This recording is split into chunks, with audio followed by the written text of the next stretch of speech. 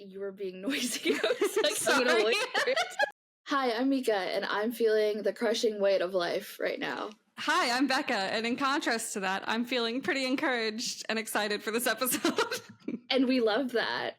And this is All You Can Feel, your weekly fangirl fix, where we talk all things fandom, friendship, and some other F word that I didn't have time to figure out. The Neverending Story. Sure. That's the one I was like, you are not going to have that on your list. No. You did not like Neverending Story. It's a classic. I understand that, and I respect that. Okay, so what she's doing is she's listing some of my favorite movies of all time. Is it my fault that I fall asleep? I tried so hard the last time, and it's raining, and the police are after her. Little does she know that her father didn't die.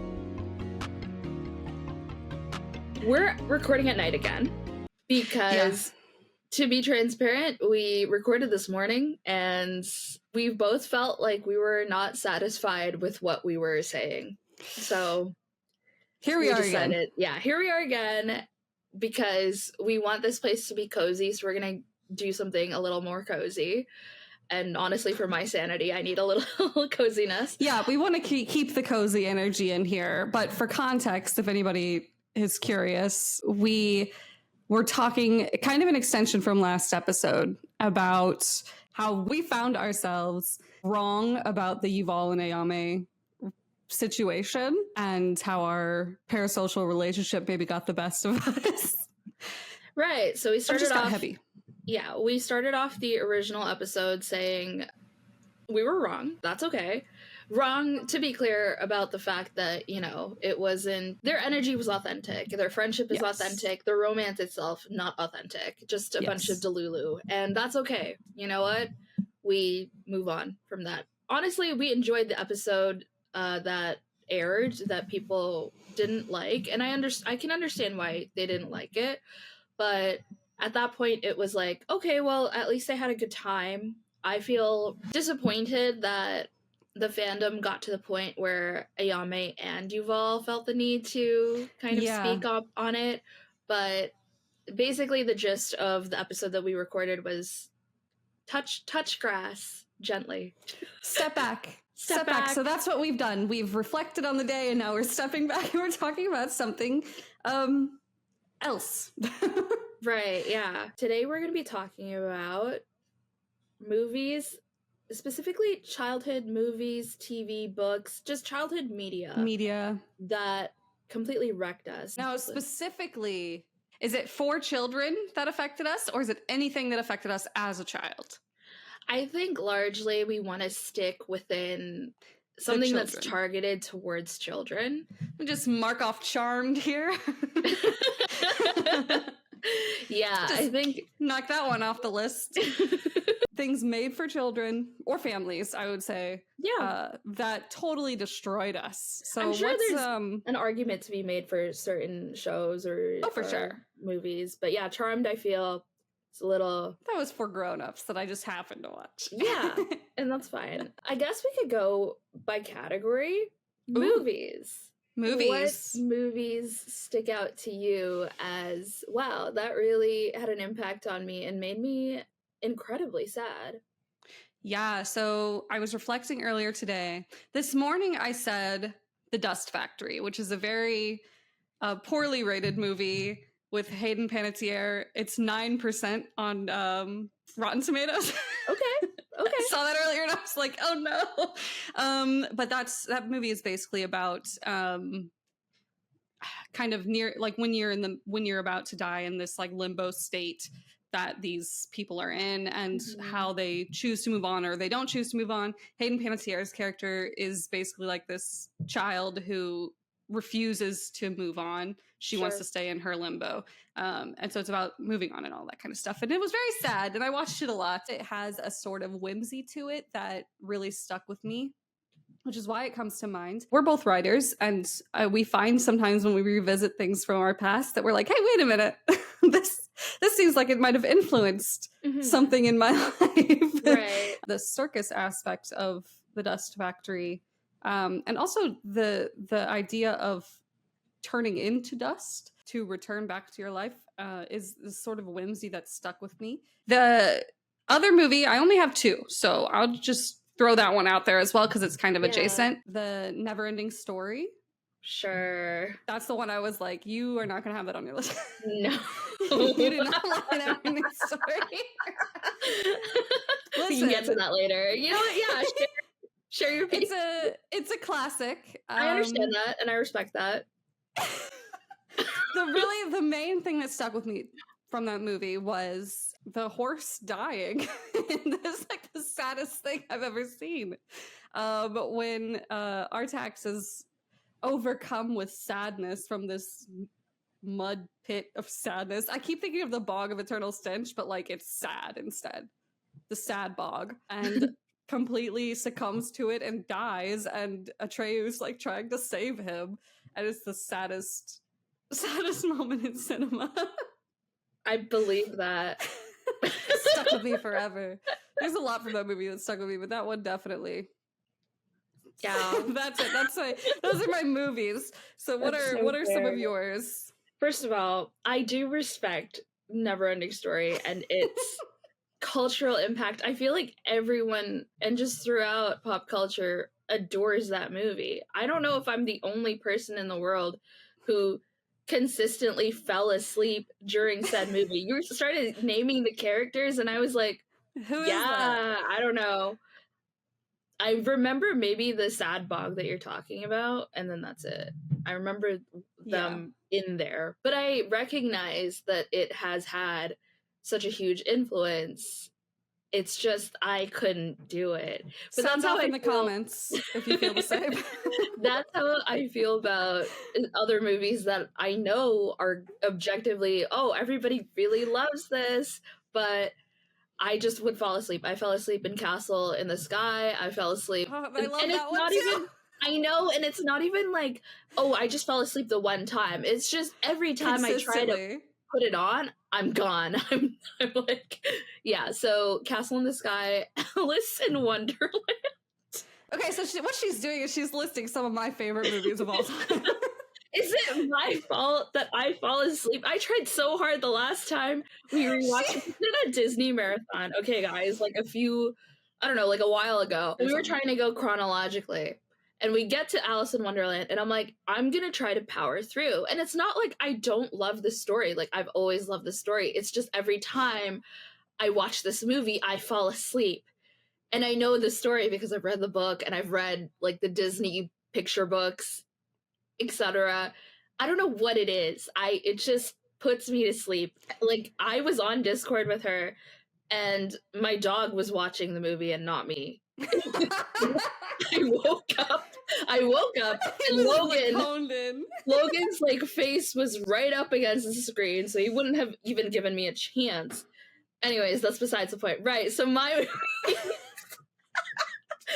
okay. Yes, what are your movies that totally wrecked you? So on my FYP yesterday, I got an interview clip of Liam, what's his face?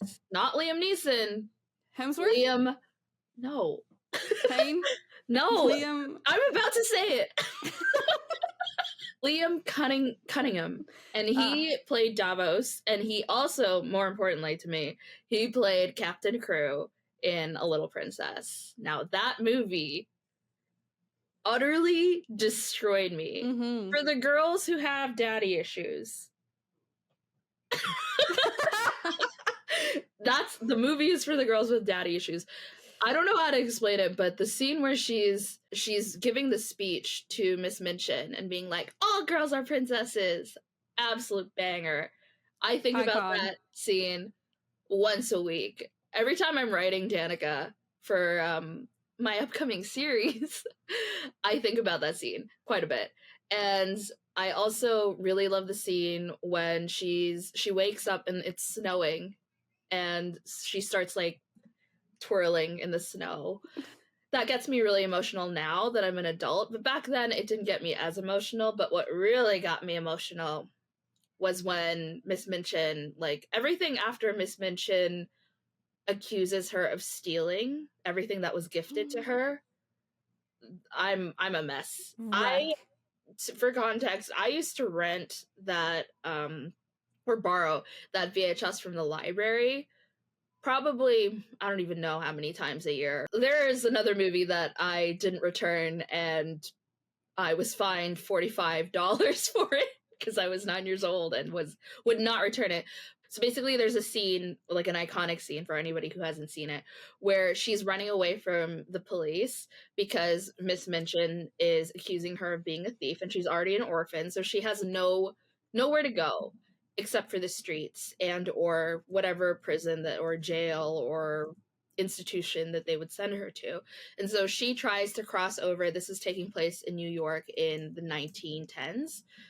So during the First World War. So she's crossing over to her neighbor's house into their attic. And it's so precarious because she's like way up high and it's raining and the police are after her. And it's just like this highest stakes ever.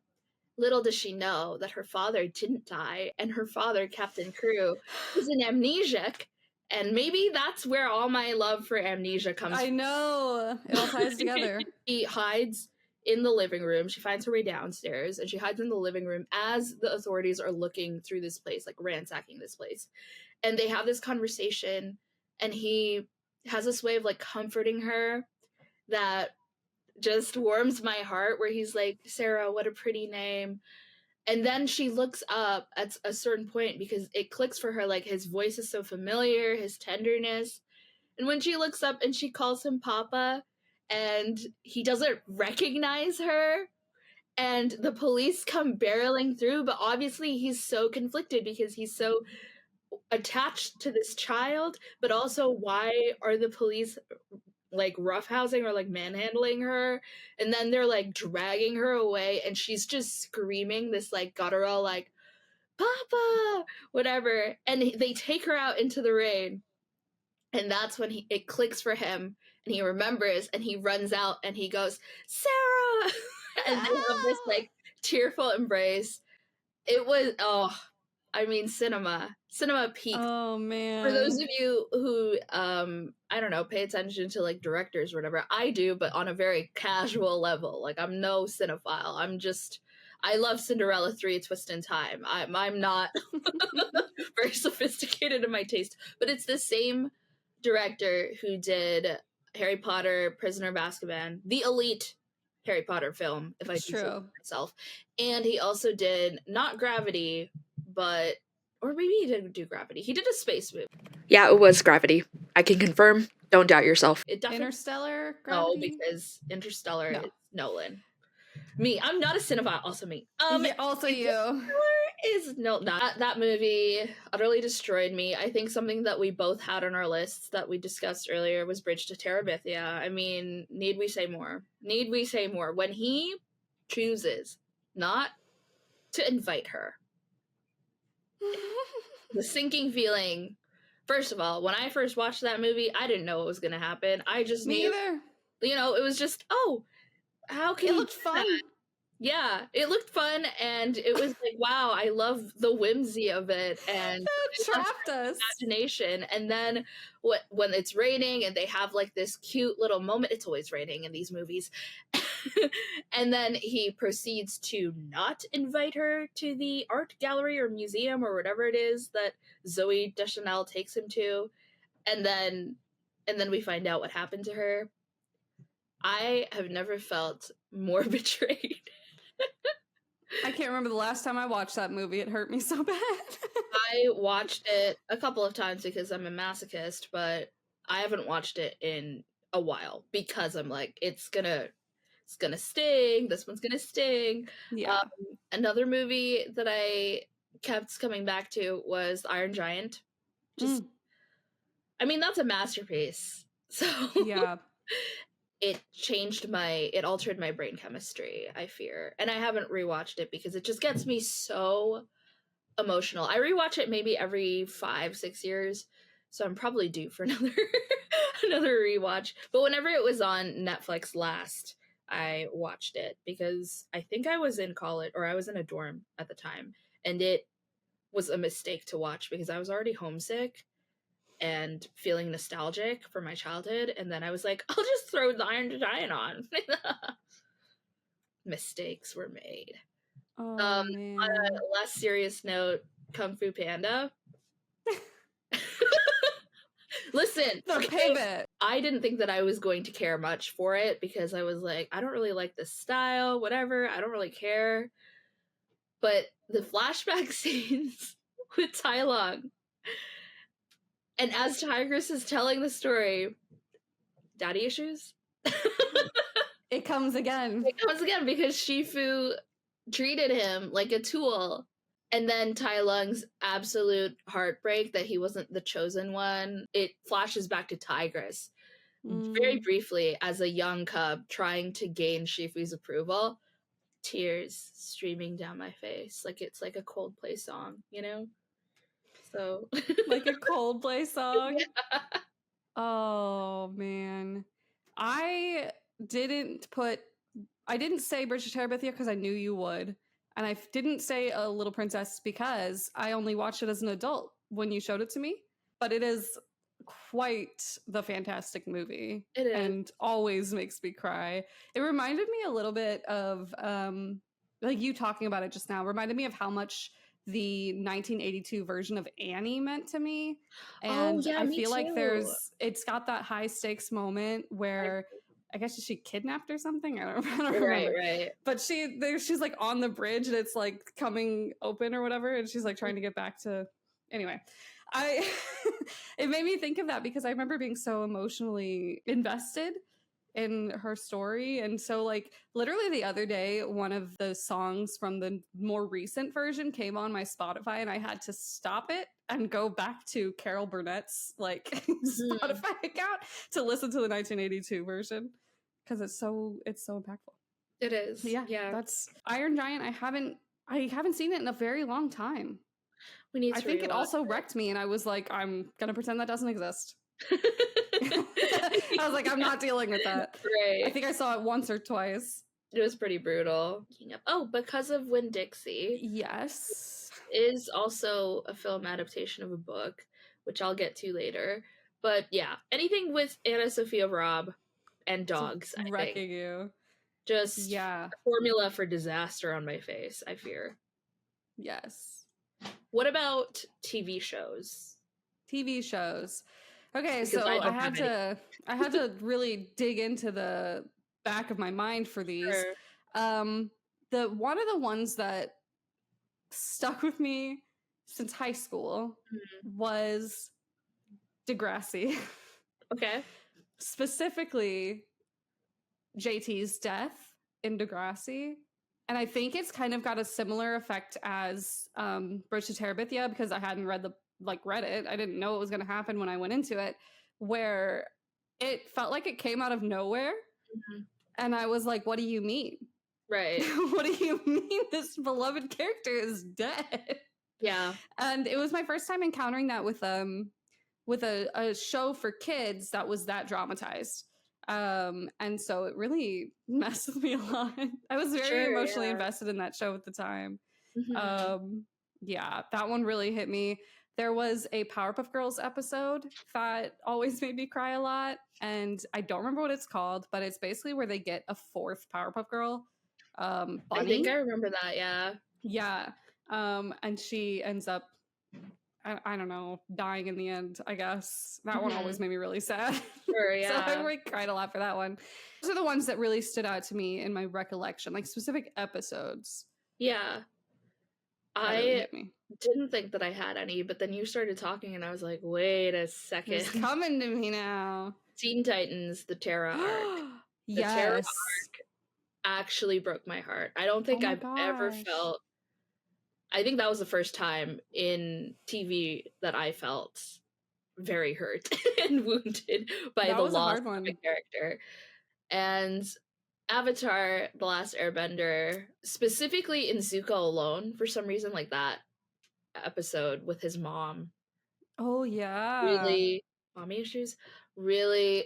Just market daddy issues, mommy issues. We got them all. Yeah. We feel everything. Am I right? Everything here at all you can feel. Oh, another movie, just real quick before I forget. Sound of Music. Sound of Music. Oh. I cry every time, and I used to cry back then too. Just, I think it was when they're like hiding in the church, and hiding from Rolf, Liesel's ex crush or whatever, the Nazi boy. Right. And I don't think it was so much as like being heartbroken as it was stress tears. Like, I'm actually really upset about this, and I feel like I'm Liesel somehow. Yeah, I'm like, what else? Because there has to be more TV shows that they didn't really linger with me. I was very into TV shows, but I guess I didn't really. Specific episodes, maybe not. I mean, I would have to think about it some more, but definitely if you went back Sara. and watched some, Yeah, if I went back and perhaps I watched them. But so far you'd be we've like, been "Ugh." rewatching like Martin Mystery, Totally Spies, and those aren't very like hard hitting. No, they're They're not. fun though. They're a lot of fun. Archie, we've been watching. That Right, one hasn't Archie's been. weird mysteries. That would be weird if it took a turn and got like super emotional. Depressing, yeah. Okay. I'm just even trying to think of like a live action show. But honestly, if I think of like Disney Channel, I think of like DComs, like the movies. And those Right. are often kind of emotional in a way or impactful in a way. But Sure. the TV shows less so. But they were meant to be fun and funny, so. I'm like, seriously, what what made an impact on me? You're Nothing. like, did I Nothing watch anything ever actually at all? Yeah. What about any like what about I don't know, how old were you when Young Justice was popping off? I was 14, 15. So I watched it in college, so I feel like it doesn't count for me. It doesn't count for me because I'm like, at that point, I'm like a teenager. So I'm like, I don't know if I would count that.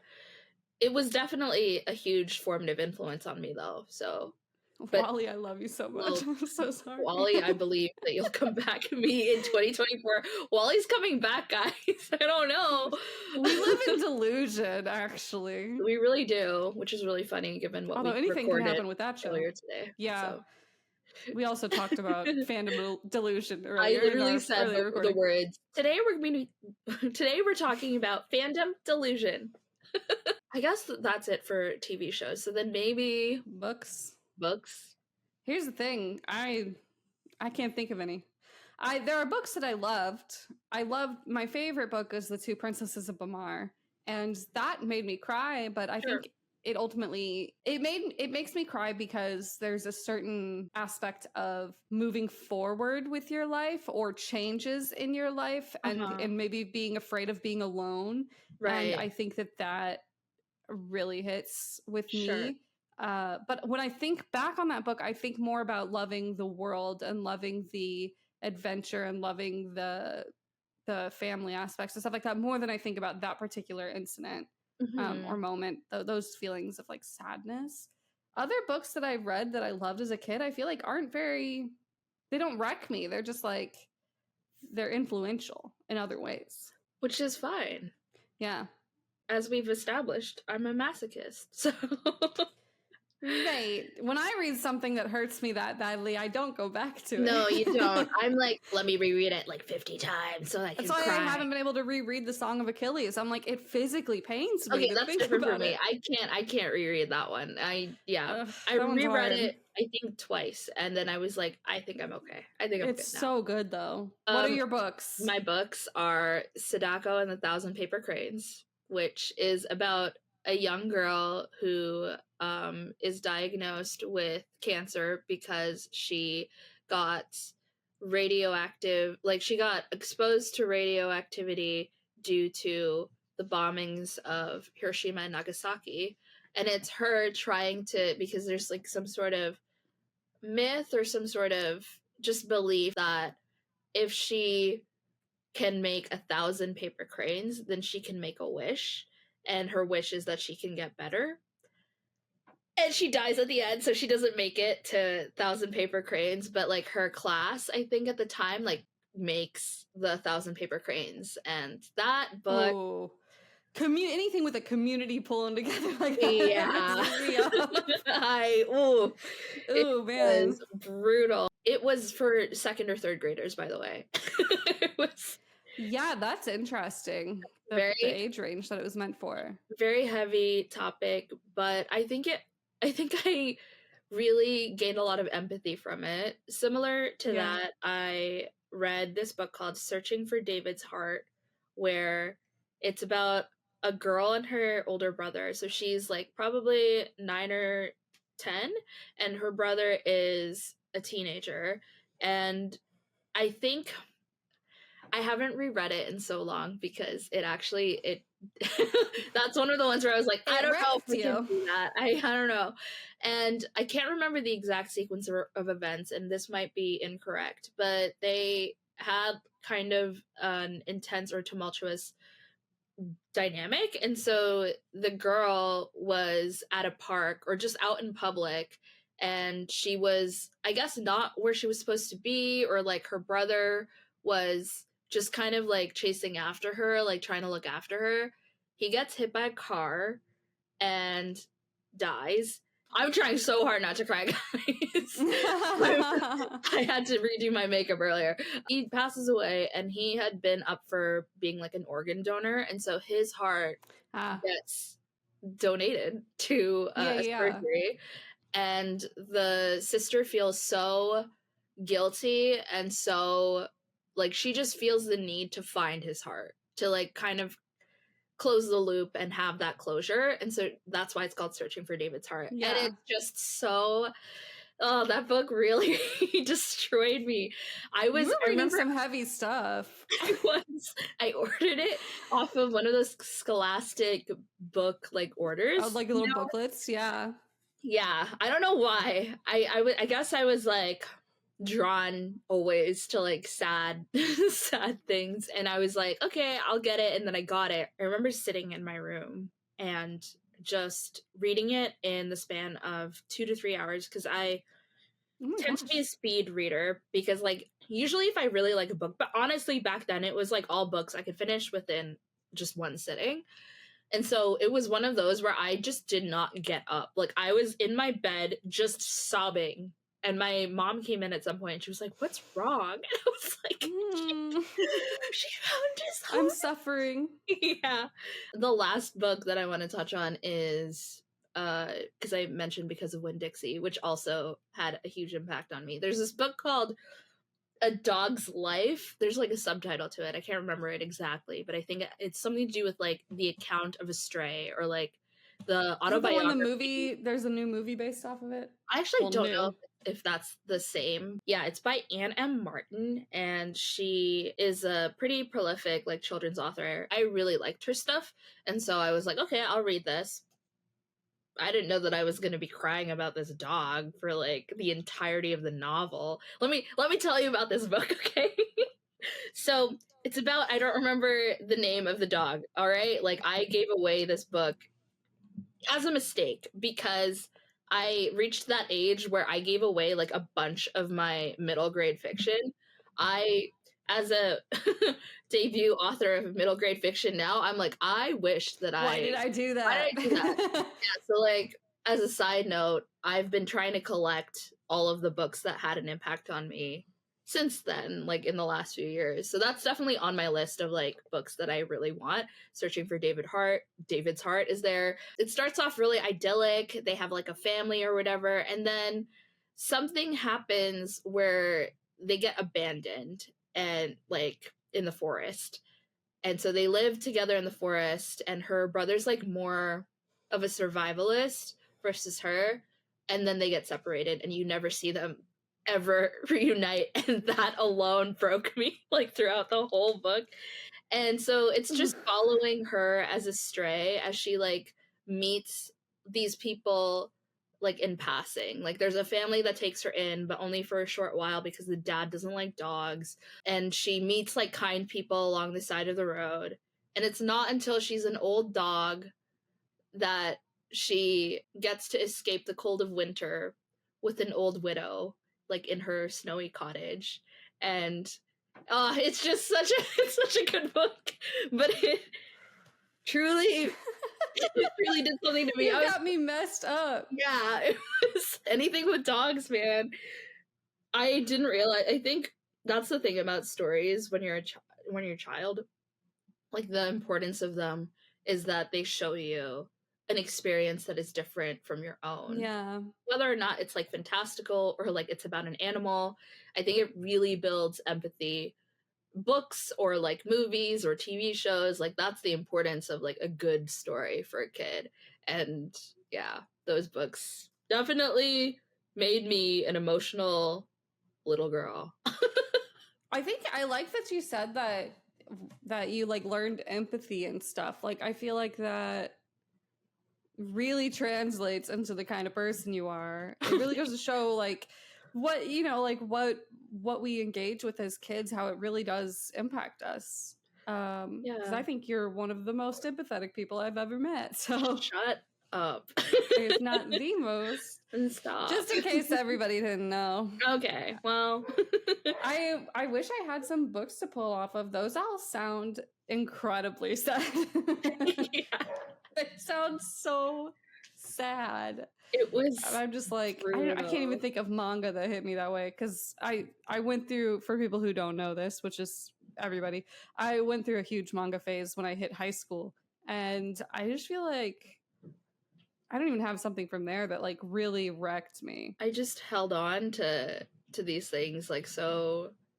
I get so precious about things, and it can be very detrimental. But in this case, I'm like, no, I kind of love that I'm sentimental about these stories, because yeah, it really did build a sense of like empathy for stray animals. Like I think after that was when I don't know, maybe it's because of that book, but also just in general, like I had a family friend who would always say like pugs are ugly, and I'd get very personally offended. I was like, how dare you feel if you were a pug? And I was like, well, God made pugs, so that doesn't make any sense to me. God's supposed to not make mistakes. Are you saying that God made a mistake when he made the pug? This one isn't a family movie, but I did think about it. Pay It Forward, if anyone has watched that movie. It's the one with Haley Joel Osment. He dies at the end. The whole idea is that he's trying to pay kindness forward, right? And so he gets like killed at the end, and then like the teacher who taught him this concept has to grapple with his grief and also find a way to pay it forward. So I watched that one a lot as a kid because my dad would put it on, specifically so that I would learn to be kind. That's so funny. Me, okay, I guess I'll like die then. I thought of something that wasn't quite a children's story, but I can't remember what it is now. But I think there was another movie like that or a TV show. Oh, it was a TV show. I don't know if it counts, but there's the episode of Supernatural. Oh, okay. It was because you mentioned your mom came down and asked you if you were okay or whatever, and you were like sobbing over the book, right? It made me think about whenever I was watching the episode where Joe dies, and I was in the living room and I was like sitting on the couch, and my stepmom comes in and because I'm like sobbing deeply. And she's like, "Are you okay?" And I'm like sitting there and I'm like, "No, I'm not okay. It's just a TV show." And she was like, "It's just a TV show." But I was so deeply affected. That was me too, though, with that specific episode. And I was in middle school at the time, so that was also like a formative experience. Yeah, it was like, not quite for kids, but definitely formative. Yeah. I did mention Cinderella 3: A Twist in Time, and I would say that one also wrecked me when I watched it the first 100 times.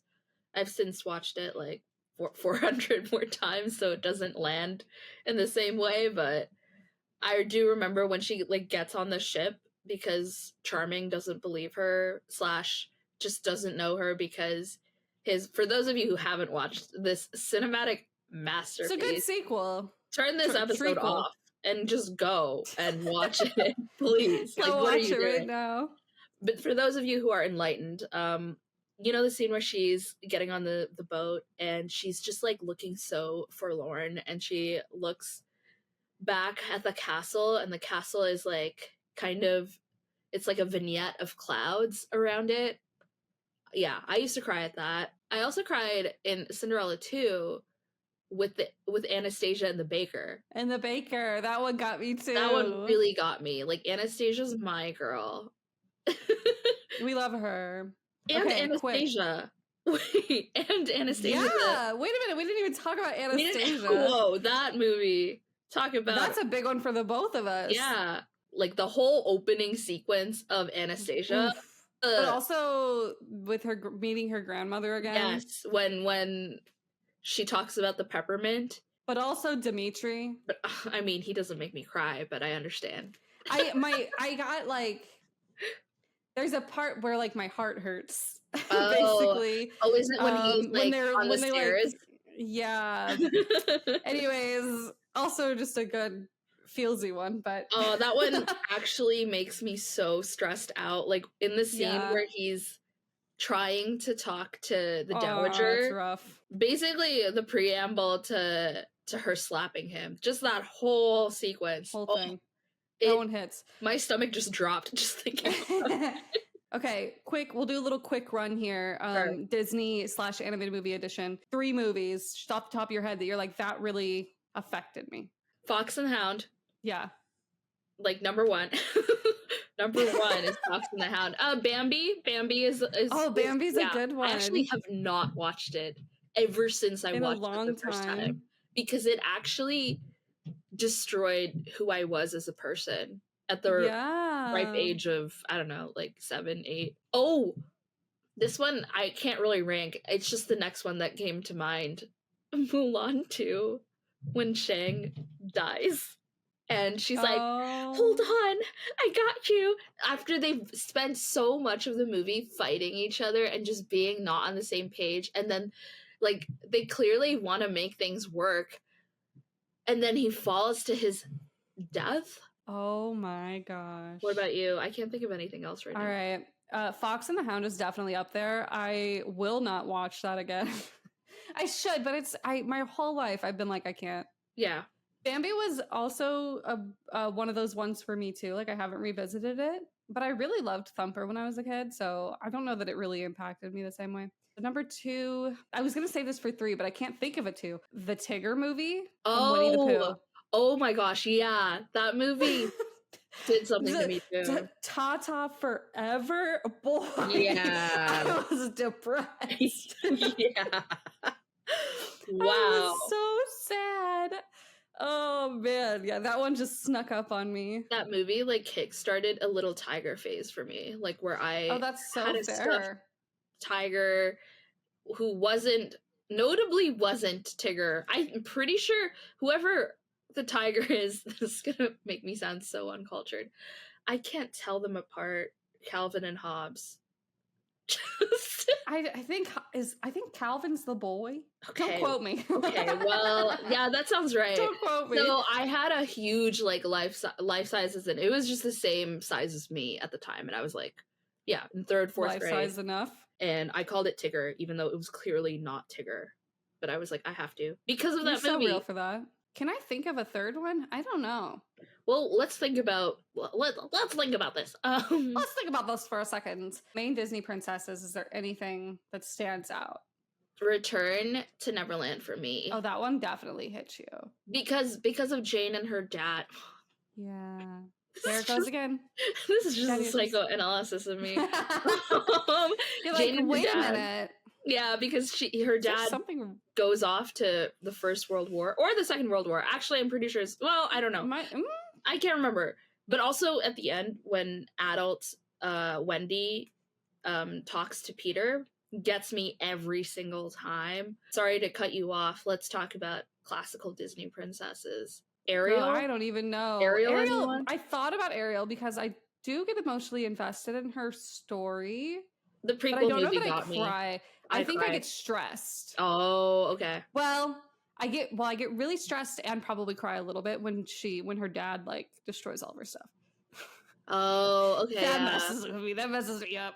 I'm like, no, let her live her life. Yeah, for me it was her mom's death in that's a hard one, the 3rd one. Yeah, because I was 10 when that came out, so I was like, yeah, I was a little older, so I didn't even watch it until I watched it with you. So good though, so good.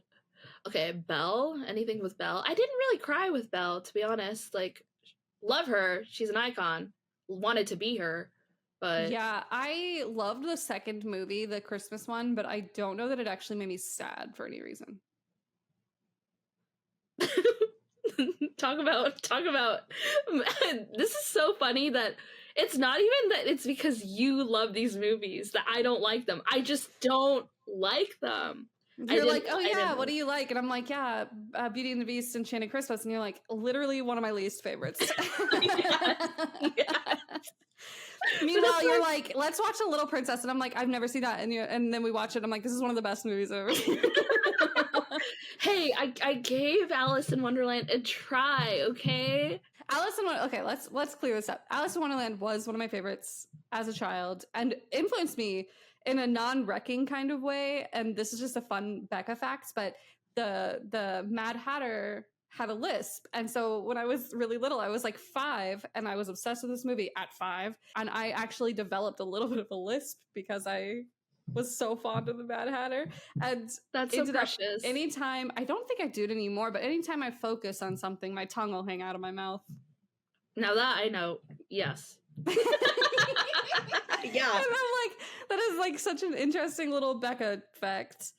But that's not a, it didn't wreck me. I mean, well, it does make me really sad. You might not know this because you fall asleep in this movie. But there's a part in the movie where she's all alone and lost in the woods. And I think I remember that part. Very depressing. Yeah. Maybe. But then she ends up going to the queen and then it pivots and it's not depressing anymore. Oh my gosh, how did I not say like Cinderella the original movie when the sisters, oh my gosh, when they tear apart her dress, whoa, I just got like chills just thinking about it. No, that really was hurtful. Are you okay? Deep in the recess. Are you good? The thing about Cinderella is that I don't think I connected with that scene as much as a kid as when I got older. Then I was like, this is the worst. I was thinking about Cinderella's story and whether or not I was deeply impacted by the situations that affected her. That came out in 2004 and I was only 7 in 2004. So that definitely did have an impact. That one impacted me as well. I did cry in a lot of ways, but I cried definitely in her speech. That just reminded me of the movie I was thinking of earlier. Thank you, Hilary Duff. I was thinking of Raise Your Voice. Raise Your Voice. Oh my god! Because you mentioned the car accident, and I was like, brother, to this day, it's so hard to watch that. Yeah, it's so hard. Oh, and then her dad. Oh my gosh. Of course, rewatching it recently, I'm like, this movie. It's a little goofy. It's a little goofy. But as a kid, it really impacted me. As a kid, it did impact me quite a bit. So you're so right for that. Like to this day, if I listen to 3 Days Grace in the car, I'm a little bit like a little on edge. A Walk to Remember for me. Yeah, I'm like, it's kind of like a teen. To me, that's like a teen drama. It is a teen drama, but I watched it when I was like just starting middle school. So I think it counts. Yeah. I think it counts for this unofficial chart. Yeah. But that one wrecked me too. Mandy, Shane. She was so good in that. Man, every guy named Shane out here to destroy my heart. Some Mika lore. Yeah. Shane Top. Shane from Stardew Valley, who is my husband. We got married on the first day of fall. Well, not really Shane from Watcher. I'm more of a Ryan girly. More of a Ryan girl. I used to be a pretty Shane. You were a huge Shaniac. I think I lean more Ryan. Now you're Bugara. That was a Shaniac. So I guess that's about it. That's about we listed just about everything we could think of. Honestly, we just kind of wanted to we just kind of wanted to explore some of our childhood favorites and how they impacted us in the worst ways. So if you connected with any of those, if you know what The Dust Factory is or any of Mika's books that I've never read, then please sound off below, comment below. We really appreciate the comments that we get. Yes, please. By the way. Please. Not to be a Victorian child, but please, sir, can you comment? Please comment. We want this to truly be a community, so just keep commenting because I wanna see what you think and what you feel. It's not all that we can feel necessarily, it's all we collectively feel. Yeah, so all you can So feel as much as you want in our comments, in our social media, whatever. That's all good. I would love to hear what everybody else's favorite, like what movies and shows and books absolutely wrecked them and stayed with them forever. And then we'll go and watch them. Probably, genuinely, we'll be like, maybe we could go watch that. That did make me think, like, you engaged with a lot of sad things as a kid. You want to psychoanalyze me real quick? Okay. You engaged with a lot of sad things, but I know for me, I think I was like, I need strictly good feeling stuff. So I was like deep in my Disney Channel TV shows and Radio Disney now, until high school. To be fair, I did not have cable growing up. That's true. So I was not able to access Disney Channel. Then you might have joined me in the... I might have, yeah. Mostly, I just have always gravitated towards sad things. It is a curse. It's incredible, and we love it. I did a complete 180. I went from like sunshine and rainbows to like screamo music and horror films. I feel like that's like a lot of people though, and I'm sure there's a lot of people who also were like, I was a sad kid. To illustrate my point, I might put up the first poem I wrote. I found it earlier today. It was please do it. Very depressing, and I'll just leave you guys with that so that you know just how sad of a child I was. And if you're wondering, the insight into your life. Yeah, if you're wondering, you were 8. Why were you writing about romance? As my cousin so graciously pointed out, as she should question that, because like truly, why? It's because my mom would watch Pride and Prejudice over and over and over and over and over again, and so I really adopted that into my personality. So at 8, I was like, I want to fall in love in a Victorian dramatic way. Not even Victorian, sorry, Regency era way. So fake fan. Yeah. Fake okay. fan. Well, thanks for feeling with us, you guys. Yes. Please let us know what you think and what you feel and the media that affected you, just as Becca said earlier. And have a good week. Yes, have a good week. We will see you next week. Yes. Okay, bye. Bye. I had to deep dive into my parents' archives and find our Canadian citizenship certificates. In doing so, I found the very first poem I wrote. I was 8. I also illustrated it. Right, so I was 8. Just putting that out there. This is called Lovers at Dawn. Roses and mistletoes, friend or foe. Doves and kisses, a bridge below. Shared memories with one true love. Troubled events gone in a puff. A wedding by the glittering sea, midnight. Ceremony. I don't think I did the line breaks correctly there. A wedding by the glittering sea, midnight ceremony. Twilight upon the couple. Loverly, because that's a word. He holds his bride so tenderly, the minister pronounces and says to kiss, but the bride is whisked away in the mist. The groom runs bewildered, in desperate leaps. Crowds are shocked and thrown in heaps. A dark figure carries the screaming bride. He throws her down in the seaside. The groom reaches out to catch her. The bride reacts and is caught. Sobbing, the bride kisses her lover. The groom leans in, their faces covered. The lovers are driven away at dawn, still in position, kissing in passion. Not the strongest form. After a glorious honeymoon, the couple settles in. Nowhere is better than the beach. Forever in. Lovers stay there, gazing lovingly in affection. Years pass by, and their son is born. The husband passes away, the bride forlorn. Tragedy brings... I never finished it. Oh, tragedy brings. That's the end of that.